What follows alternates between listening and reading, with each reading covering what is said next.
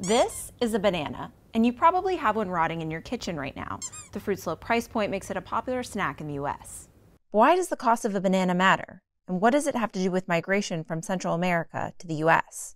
So then again, we have the US being involved, very actively involved, in deposing governments that the United States thought were not beneficial to the economic expansion of the United States and to the political well-being of the United States. We know you like bananas. US-based corporations like the United Fruit Company, who sourced their goods from lands they owned in Mexico and Central America, got involved in supporting autocrats in the region to protect their bottom line. It's also where we get the term Banana Republic. Going back as far as the 1800s, the Monroe Doctrine sought to end European colonization in the Western world. Later on, President Roosevelt used this doctrine as a way to advance US interests. Once they gained their independence in the 1820s, then the United States became very interested in making sure that only the United States could intervene politically, economically, in any way. In 1954, the CIA carried out a coup to oust the sitting president of Guatemala and assist the United Fruit Company's land interests under the guise of the Red Scare from the Soviet Union. This would be the first intelligence operation of many carried out by the US and Latin America in the name of anti-communism. First, you duck, and then you cover. It would be a hot, cold war fought in the U.S. backyard for decades as countries shifted their allegiances from the U.S. to the Soviet Union, beginning with Fidel Castro's Cuban Revolution.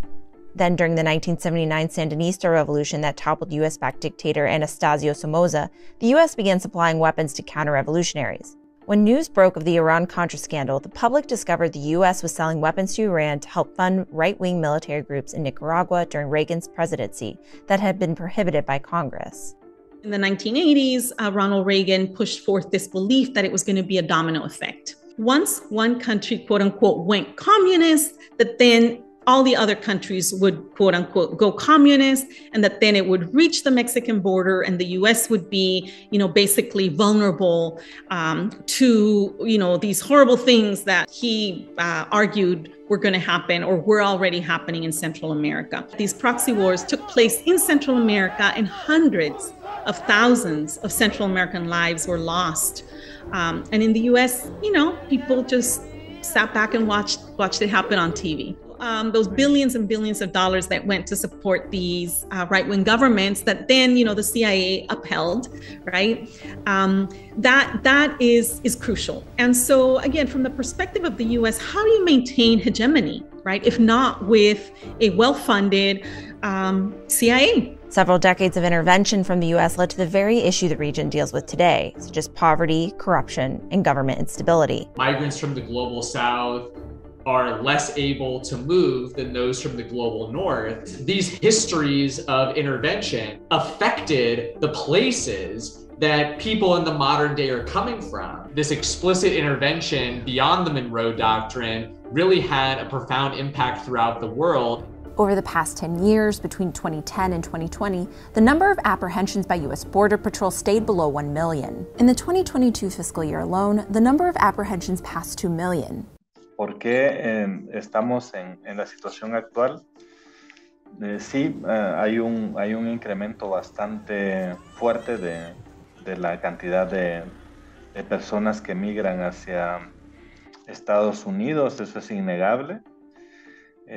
La media de detenciones en la frontera sur antes de 2018, en los últimos 8 años, 10 años, era de 480,000 personas y se ha cuadruplicado, ¿no? Corruption, lack of resources, and violence have driven many people away from their homes. It's estimated that over 2 million people have left Honduras, Guatemala, and El Salvador since 2014. Y es una mezcla de situaciones. La crisis climática es uno de los grandes expulsores, la violencia por política, la violencia por pandillas, por el crimen organizado, el narcotráfico, de los grandes impulsores de la migración, la crisis propia ocasionada por el COVID-19 y sus efectos socioeconómicos. Also, remittances, that's the money that gets sent back home, prop up some Central American economies more than taxes do. When a war happens, it takes multiple generations to sort of get out of it and then thrive again, right? It doesn't happen overnight. And where did they end up? In the same villages that the US had, helped bomb in the 1980s.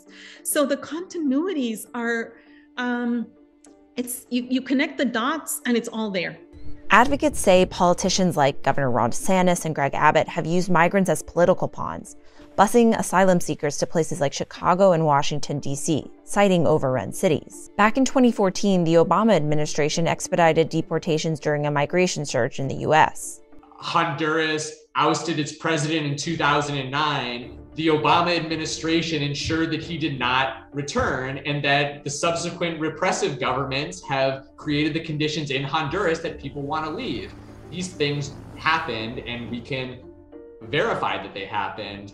And it's important to be judicious and clear-eyed when talking about how the US's behavior and the US's actions in moments like this created the conditions that lead to this political football being played today. This sense that that the U.S. is meeting these people for the first time, and so the racism involved in the characterization of Central American migrants is not only a bad thing, for Central Americans in the U.S. and Central Americans back in Central America, but it also dehumanizes the United States.